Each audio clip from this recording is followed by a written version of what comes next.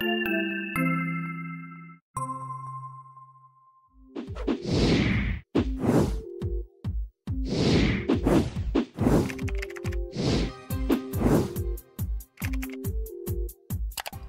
we're going to talk about education, and in a time where people are talking about we need to come down harder on kids, we need to really push them and really inflict more discipline and more control over everything. Right. We're going to review an article today that makes the case for a little bit more gentleness in education. Yeah, the idea here is balance. Okay, we need some kind of balance because we all understand the need for rigor, for standards. Okay, and we're in a particular situation right now in American public education. American education, public and private, is standards based. Right. In other words, you have to achieve certain standards, and the push for standards really can be traced back to the 1980s with that government report. Right.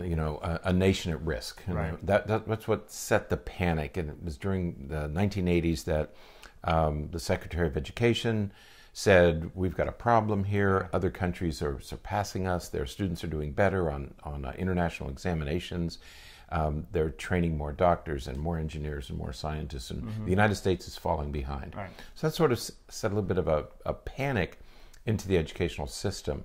And through successive administrations, the first Bush administration and Bill Clinton's administration, and the second Bush administration, there was this push for more rigor in education. Right. And we saw that most states, it was during those years that most states developed these standardized tests that everybody complains about. Right. Yeah, and this is a very timely article to be talking about because we're getting very close to testing season. That's right. It's almost time for our kids to really be put under the pressure of some of these standardized tests, these high-stakes tests. And again, we think about it in terms of academics, but we also think about it in terms of behavior. Students, a very interesting perspective is the idea that, students are going to do better in school if they have more academic engaged time. Right. Now, interestingly enough, especially at the younger elementary school ages, there's a lot of evidence to suggest that that's not necessarily the case. And because we assumed that it was. Right. I mean, for years and years and years. I remember back in the 70s, there was a big article by two scholars, Good and Brophy. You probably studied it in graduate school, that said, well, we don't have enough instructional time. We have too much time changing classes, having lunch, having recess, and we're losing hours of instructional time every week. And that became the goal, is to increase instructional time. By the time my children went to elementary, well, yours and mine, went to elementary school, which was essentially in the early part of this century, the 90s and the early 2000s, my kids didn't have recess. Right. They had a 20-minute lunch. They had no free time. It was work, work, work from the time they got to school until the time they got home. They had no time to do anything except, so the pendulum swung to the other extreme. Now we understand that because this was also the time when we began to get concerned about the global economy. And if you're going to compete in the global economy, you have to create competent students who can read and calculate and do all these things. And so it was almost a panic that set in, and the push to have higher and higher standards and to make sure children were meeting those standards with these high stakes tests. Okay, so it began in the 80s, increased in the 90s and the early 2000s, and so while we understand why we had this push for standards, we're beginning to realize that, as you just said, maybe the solution isn't more higher expectations and more instructional time. Maybe we've lost something in this effort. And the way in which that relates to behavior is that when a students, especially elementary school age boys, are expected, and girls as well, but when students are expected to sit in a desk for 7.5 hours a day with maybe a 20-minute lunch and maybe 30 or 40-minute specials, which is oftentimes very structured now as well, where they happen to sit in art and music and PE. My kids had to write my kids had to write essays in PE. Right. Yeah. Everything you did had to have a reading and writing component. Right. And so when there's no behavioral expression, when there's no opportunities to talk with their peers Right. and to interact, and to just burn off some energy, Right. then you're going to get more behavioral issues in the Right. classroom as well. So all of these things are tied together, both academics and behavior, into this idea that we have to really tighten down everything for kids and make it very rigorous and very controlled. And again, this article today is going to talk a little bit about maybe a slightly different perspective. Right. Because while that was going on, while this global economy and the push for higher and higher standards was going on, we also discovered, it was about this time that we discovered that there's a great deal of learning that occurs from birth to age 5. Right. We kept, typically our schools were set up that, I didn't go to kindergarten. It was optional, whether your children went to kindergarten. In one-room schools with a potbelly stove and outhouses. So just have to go through this abuse when this topic comes up. The truth is amazing. So it will set you free, Richard. It was like a little painting, rustic, rural painting.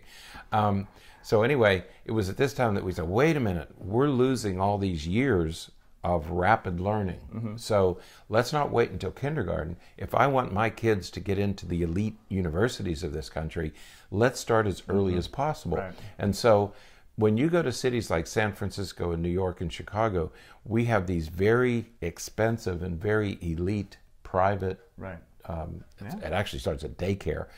But this is rigorous academic work for 3 and 4 year olds. Homework and workbooks at 3 and 4 and 5, and they're $30 and $40 and $50,000 a year to get your children into the best elementary schools in those large cities. There's ferocious competition among these individuals, coaches and specialists who help kids get into these kindergartens. And it reminded me of a statistic that came out probably in the 80s that reported that the highest suicide rates in the world among 5-year-olds is in Japan, because if their children didn't get into a certain kindergarten, it brought disgrace upon the family, and the children actually committed harikari. 5-year-olds. 5-year-olds. The highest suicide rates in the world were 5-year-olds in Japan because of this ferocious competition to get into the single path to success for these people was this particular kindergarten, and it was one of those very high standard kindergartens. And so we have a similar thing here. We don't have increased suicide rates among 5-year-olds, but we have that similar kind of pressure for 5-year-olds. Enormous pressure, especially in the large cities. Absolutely. Now, if your child comes from an impoverished environment, programs like Head Start are wonderful ways to get them started in academics. But for most children, there's no benefit to this very high level of stress and anxiety attached to education at ages 3, 4, and 5. Absolutely, and there's so much that goes into all of this that we could dive into, because even with Head Start programs and those early childhood education programs, there's so many strengths and benefits to those, but then there's also challenges and limitations, especially now that we have so many issues with overpopulation and even in this small area where we live here in Central Florida, there are hundreds, if not thousands, of new apartments and homes going up every year. And to think about the influx of people and students that will introduce to the school system, it's really difficult to even fathom how we're going to manage all of this. Yeah, we live in a sort of a quiet community, and it was pretty stable, didn't change too much over time. Suddenly, it seems like in the last 2 years, there's been this explosion of growth, and where is everybody coming from, and where are these kids going to go to school? You see an apartment complex pop up that has, hundreds, hundreds of units. That means hundreds of children. And our schools are already overcrowded. We have portables all over the yards. You wonder where everybody's going to go and how we're going to manage them. So here in Florida, it's managing rapid growth. I guess in some places, it's managing attrition. The people moving out of places. You'd have to think that people are moving out of some places to move to other places. Coming from somewhere. Now, the other irony, and the reason we like this article by Marty Nemko, and we've done some other analyses, some other podcasts of his articles.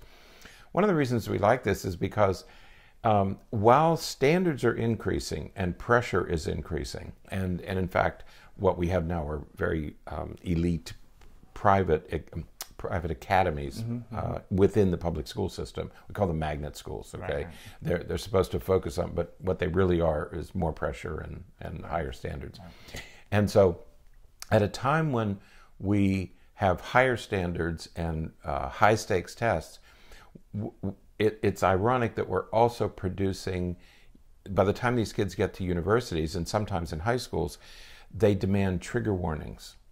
And they demand trigger warnings and victimhood, you know, that you're imposing on me. And students are going to colleges today and they're saying, I don't want to be challenged. I don't want to be forced to think about anything else. The president, I think it was the president of Yale. I think it was the president of Yale who wrote a letter. Or no, it was a school in the Midwest, and sort of a very private school with a very good reputation. And he said, if you don't want to be challenged, don't come here. Right. Because we're going to challenge you. We're going to challenge your beliefs. Yeah. We're going to challenge what you've been thinking, because that's what the college experience should be. Yeah. So while we're raising standards, don't challenge me and give me a trigger warning, because if you're going to talk about anything that I find uncomfortable, I don't want to be in the room while you're doing that. In other words, don't challenge my belief systems. Right. You know, so it's a bit ironic that on the one hand we raise standards, on the other hand we're making people who are very, very sensitive to anybody else's opinion. And I had a really interesting experience related to that. In a class a college class that I taught recently, the end of course reviews came in, and one particular student, I have no idea who the student is, but wrote a very lengthy critical analysis of the course. And one of the things, just as an example, one of the things that I do is, because our time in class is so relatively limited, I do all of my exams online with the assumption that they're going to use their book and those kinds of things. And so I create the test knowing that. And so the student, one of the critiques was that the student said, well, all of the exams were online, which means I didn't even have to study. I didn't really have to, the words were, I didn't really have to learn anything because I could just use the book. And so there was a critique. Interesting.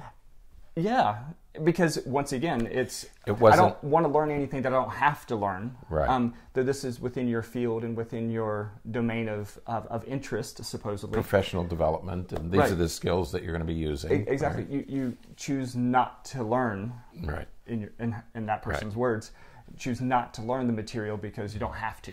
Right. Right.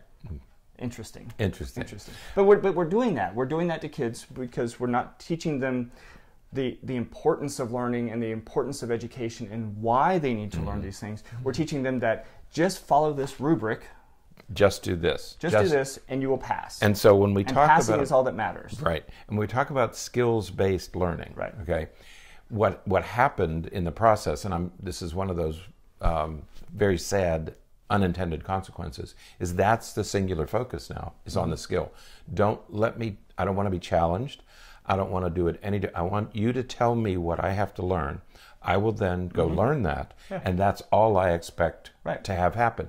And what happens is by the time we get to college should be a transformative experience. Yeah. It certainly was for my generation, and I think subsequent generations, that you went to college, and when you were finished, you were very different at the end of that experience than when you...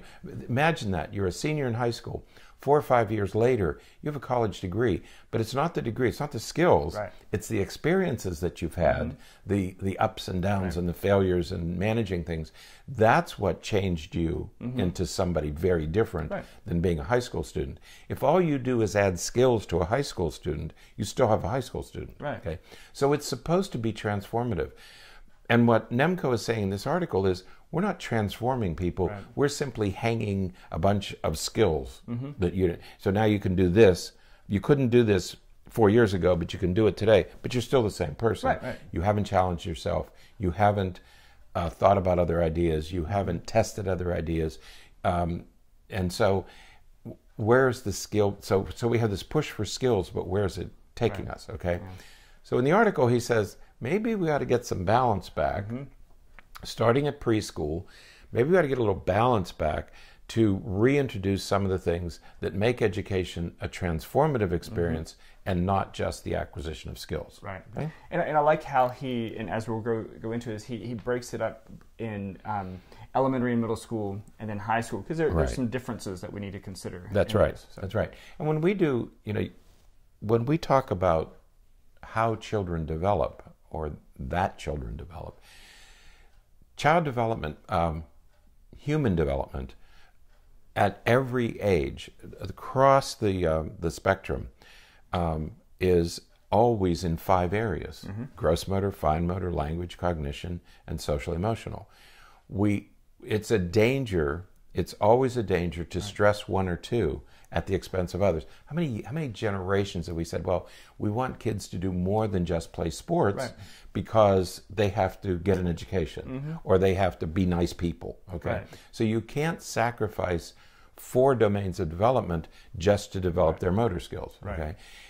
But we have slipped into this, we're developing their cognitive and language skills at the expense of everything else, okay? And especially at the expense of social emotional development. Exactly, and that's the issue here, is that we're sacrificing social emotional development for the acquisition of basic academic skills. And then we're surprised when our kids aren't social, that when they can't regulate their emotions and don't know how to interact and engage with others. That's right. They become self-centered, they become selfish, they become too competitive, they're just looking out for themselves, and we wonder why, because that's what we've encouraged over the years.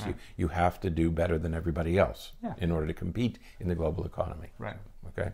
So back to kindergarten. So at preschool, so what he says, he takes us through preschool and then K through 8 and then high school. So he said, if you look at this, try to return balance at all 3 levels. So at the preschool level, he said, if you're looking for a school that would develop all 5 areas, when you go in to look at a school, make sure that there isn't an overemphasis on academic activities, that kids aren't sitting quietly. Could you imagine being 3 or 4 years old and made to sit in what do kids do at that age? They run around and play. Right. Okay. Yeah, you have to make sure that the preschool allows them to play. That's right. If you go into a preschool and they're sitting quietly in desks and they're not talking to each other or talking quietly, a little bit of that is okay. But if that's the emphasis, working in workbooks, worksheets, memorizing things, be very, very careful, because the emphasis is there, and it can't be there and on other things. And parents, it's so attractive to see that and to say, wow, look at this, and think about, just imagine how strong our kids will be in these areas if we put them in a preschool like that. But they're going to sacrifice so many other things, and so it is attractive, but be mindful. Imagine my kid would be in kindergarten, be reading at 3rd or 4th grade level, and that will continue so that by the time he gets to high school, he can be a straight A student and go to the Ivy League colleges or the flagship universities. And we get Meanwhile, seduced. That 5-year-old may end up wanting to be an electrician or a firefighter or a firefighter or a police officer or something that doesn't require an Ivy League education. That's right. You know. So that's the first thing. He mentions a guy by the name of David Elkind, who was at Harvard, wrote a book called The Hurried Child, and now recently The Power of Play. And he's saying there's nothing wrong with kids playing. How many times do we hear parents say, well, when I was a kid, we went out and played. Yeah. But yet we don't. But yet we've done just the opposite in schools. So while we, on the one hand, value the power of play, and we long for the days when our kids would just run outside and play around for a while, create their own games, create their own rules. I mean, that's how you learn how to interact with other people. What have we done? We've created just the opposite in our schools. You know, just a singular focus on basic skills. Absolutely. Okay?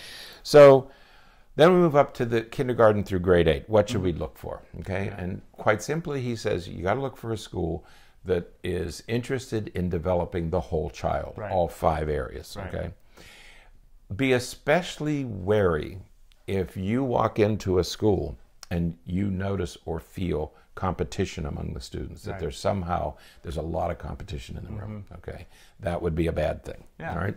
Yeah, because it's not allowing them to, it's not teaching them collaboration. It's teaching them individualization, but not the importance of community and connectedness and working together. And what you want to avoid is, I have a real this is a trigger warning for me. Avoid anything that creates winners and losers. Right. Okay. By winners and losers, we mean, schools used to have these award ceremonies.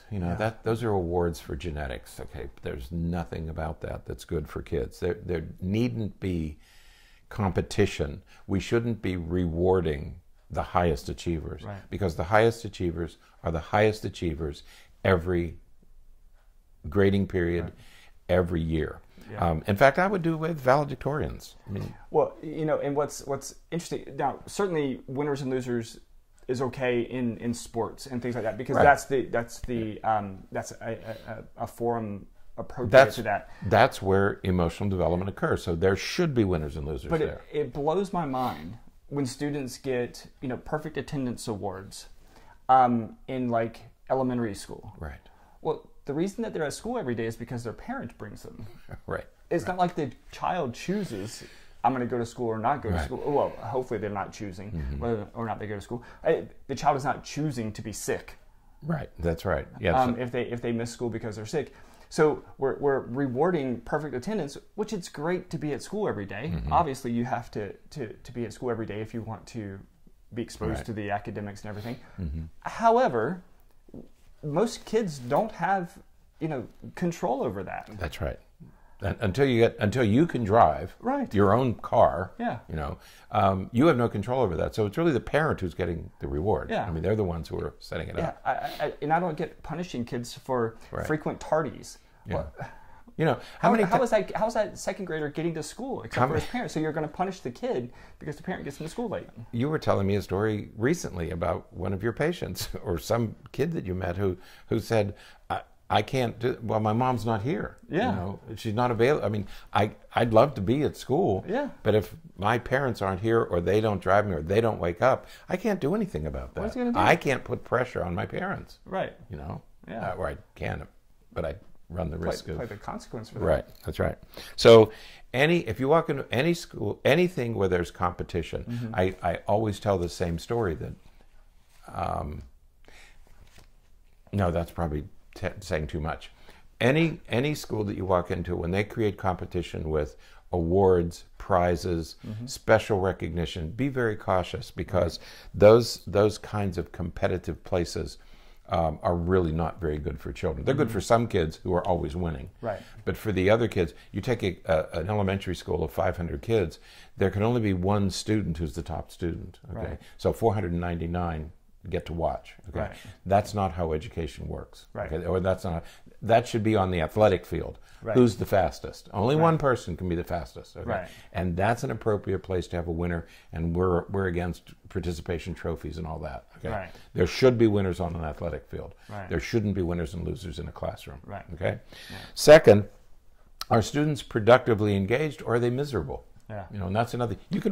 You're in the schools. Right. You walk into school, you walk in a classroom, you can tell whether those kids are enjoying what they're doing and benefiting. Right. And I'm not talking about having a good time. I'm simply saying, do they seem to enjoy what they're doing, or are they miserable? And often that has to do with the relationship between the kids and this teacher. That's right. That's about relationships. Do they enjoy being with this person? How easy is it to learn from someone that you think cares about you? Right. That's right. And so when you can tell that climate in a classroom, when the students are there and they know that the teacher cares about them and is interested in, and so again, if you go to check out a new school and the competition is there not just for the students but also for the teachers, right? Because the teachers are under this pressure that they have to perform or they have to do. Be mindful of that and be wary of those kinds of environments. That's right. The other thing to do is check out their homework policies. Yeah. Okay. See how much homework, why it's assigned, is it graded?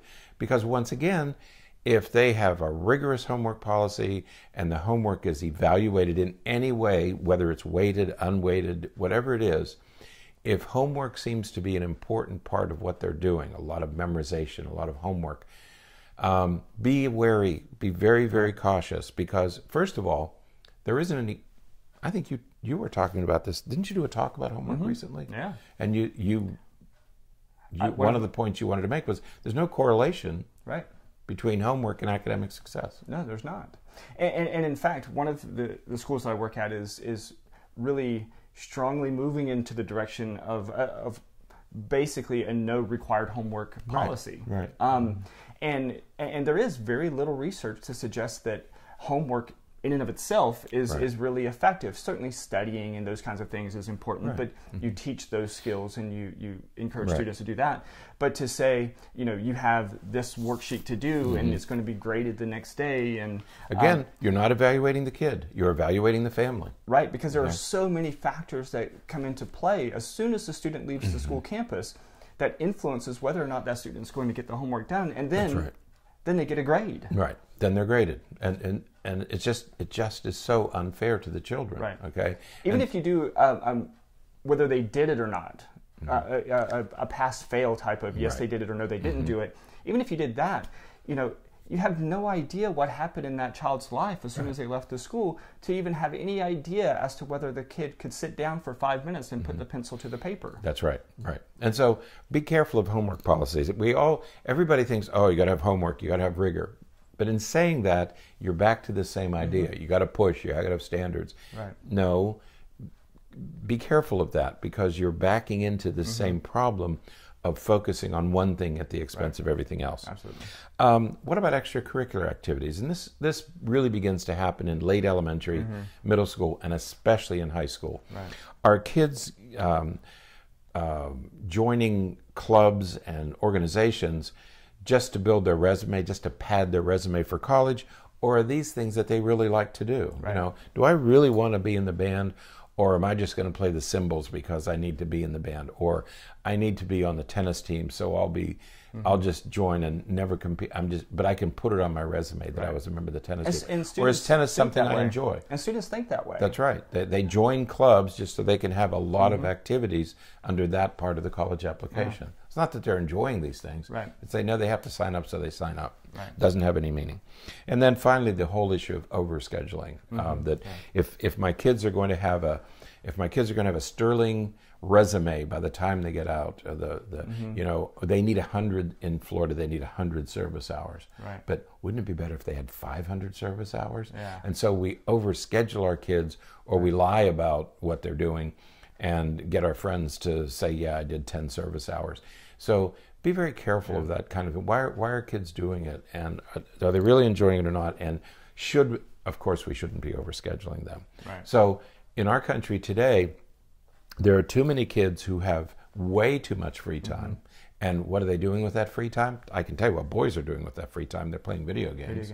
Okay, so some kids have way too much free time, and they're not using it wisely. And other kids are completely overscheduled and not using it wisely. Right. So that's why NEMCO in this article talks, let's get some balance. Let's get some balance back here, okay? Yeah.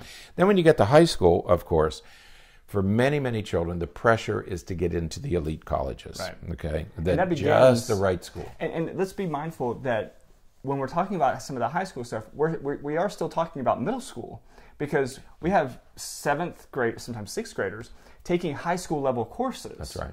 And so that pressure begins there.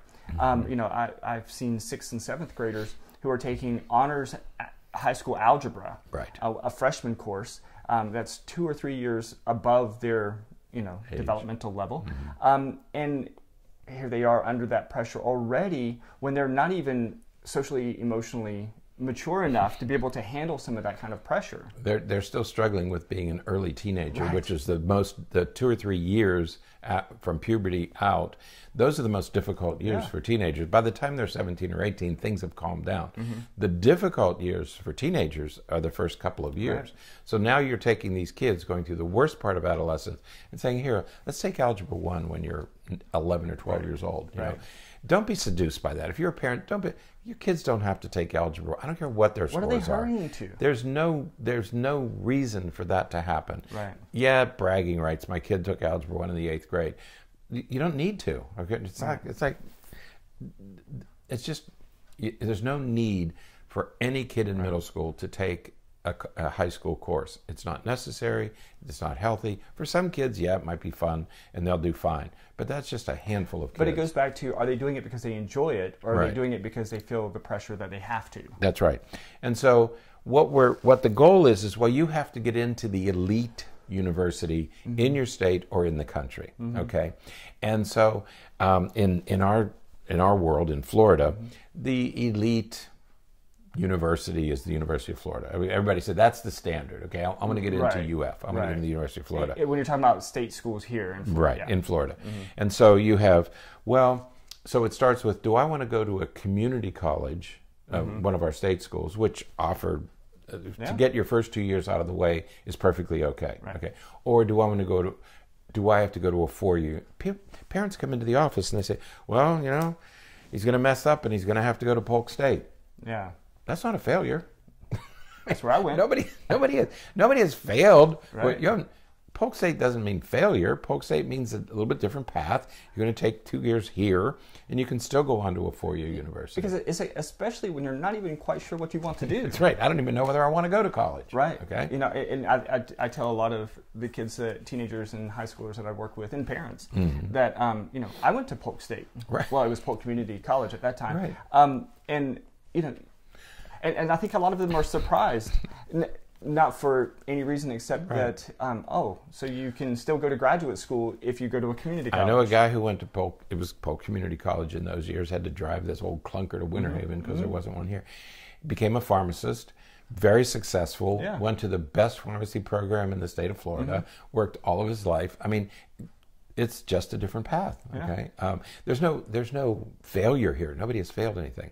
So there's community college or 4-year college. Then it's, well, I want my child to go to UF. They can't go to UCF or USF. Right. There isn't a vast difference between UF and USF. Right. Both will lead to success. And in fact, just as an interesting note, because I had this conversation with a couple of high school students, recent graduates that I talked to.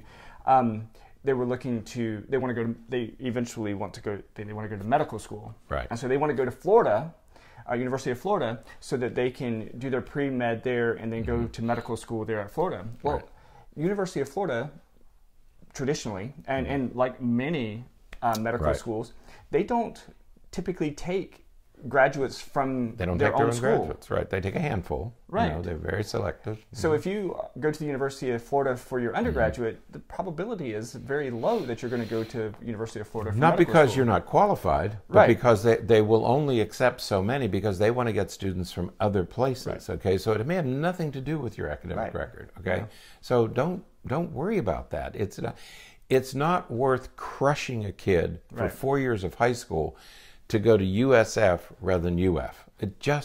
You're not getting that much more. It's really not. I mean, you're talking about, I'm going to be an unrelenting weight on my child for 4 years of extracurricular activities, of homework, of grades, of grade point averages, forcing and pushing and shoving. And the difference isn't worth it. No. And at the next level, UF versus Ivy League. Okay. Yeah. Imagine the enormous pressure you put a kid under to get ready for an Ivy League application versus a state school application. It just isn't worth it. The difference between Ivy League and the University of Michigan, the University of Pennsylvania, the University of Florida, University of Georgia, it's not that much different. Now, if you grew up in that world and you went to private schools and private high schools and then you go to private colleges, that's a very different situation. But for most of us, it just isn't worth it. Right. And it's not worth the pressure that we put on kids. Okay. GPA. How high is high enough? Yeah. We talk about that all the time. Oh my God, my child is a 4.2, but we got to get it to a 4.5. Yeah. How do you get that? You have to take college classes. You have to take extra AP classes. Right. In effect, you have to ruin your life to get those boosts. To 4.2 to 4.5. And I'm not sure that any college is going to that's going to be a decisive factor. Right. The 2 or 3 tenths of a point is going to be the decisive factor. Right. I just don't think it's going to be. Yeah. And when you think of all that you're adding to a kid's life, it just isn't worth it. Right. Okay. All right. Is Harvard worth it? No. Okay. I don't think so. Not worth it. I mean, if you can slide into Harvard and you do well, perfectly okay. Okay. Yeah. But don't ruin your child's life for 4 years to think that it's going to be worth going to Harvard. Right. And Malcolm Gladwell talks about that in David and Goliath. Yeah. That girl who went to Brown, the premier the hardest school to get, the lowest acceptance rate of any university is Brown University. She got into Brown. She got a B on a test and fell apart and dropped out of school and hasn't gone back. Okay, because the pressure was so enormous. She'd have been better off going to the University of Michigan or the University of Pennsylvania, where she could have enjoyed life a little bit and still ended up with a first-rate prestige degree. Okay? Absolutely. So keep in mind, the impact of whether you go to Stanford or Berkeley or Florida State or Florida or UCF, the impact, the factors are genetics, parenting, peers, and neighborhood. Right. They will have a greater effect right. than anything else you do. Absolutely. Okay, I mean that we know. So, right. so if your child is going through this high school experience, ease up. It's all the pushing and the prodding and the anger and the anguish. Right. Probably isn't buying you what you think it's buying you. Right. And this is, again, the whole idea is we need to reintroduce a little bit of gentleness into this. That's right. We don't have to keep pushing. We don't have to keep pressing. Now, there can be a little bit of gentleness. Right. All that said, we're parents. We completely understand the fear and the anxiety of wanting to do as much as you can for your child. Okay. We talk about lawnmower parents. We talk about snowplow parents. We talk about helicopter parents. We get all that. We are parents. And we understand we want to make sure we're doing all we can for our children. Now, if your child has a special gift, a special talent, very, very special abilities, and I'm talking about kids who in 7th or 8th grade are able to do college classes. Okay, that's a special talent. The fact that you can get an A instead of an A- or a B, that's not a special talent. Okay, I'm talking about kids who are true, whether it's athletics, academics, I don't care what it is. If your child has a special talent, yes, that has to be carefully nurtured. Not pressured, nurtured. Okay, so by all means nurture it. But be very careful. And he ends up with a quote. I think it was Nemco who ended up with a quote. And he said, a fire can be increased by a little bit of wind, but a candle can be put out with too much. Okay, and that's what you need to be careful of. Okay, so yes, gently assist and help, but develop all areas of your child. Make room for everything. Make room for social emotional development and athletic development and academic development. Make room for all of them. It doesn't require enormous pressure. The pressure probably isn't getting you or your child as much as you think it might. That's the message here in this article. So let your child enjoy this experience, this growth experience that high school should be, instead of pushing for that little tiny advantage that you think you're getting. Yeah, absolutely. And again, that begins in preschool. So start in preschool. Start from the beginning. So. Right. All right. Well, that then is it for today. Until next time, stay happy, stay healthy, and forget to be afraid.